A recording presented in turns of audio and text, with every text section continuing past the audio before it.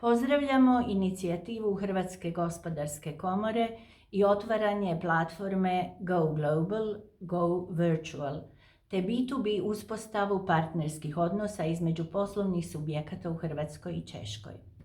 Dvije zemlje međusobno se dobro poznaju, dijele višestoljetne povijesne i kulturne poveznice, što se nužno odražava i na interes za suradnjom na drugim područjima, posebice kada je riječ o turizmu i gospodarsko-trgovinskim vezama.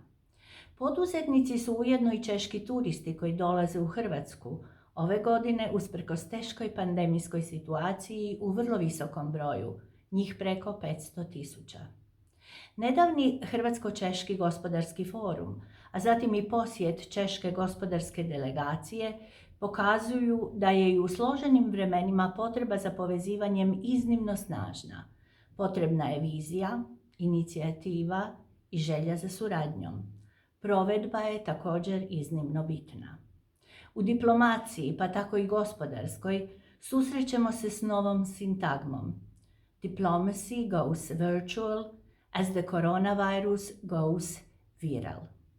Upravo platforma Go Global, Go Virtual pokazuje da i virtualni prostor može biti poticajno i korisno mjesto za međusobno prepoznavanje, a zatim i upoznavanje, te uzajamno poslovanje, u ovom slučaju privrednika Češke i Hrvatske.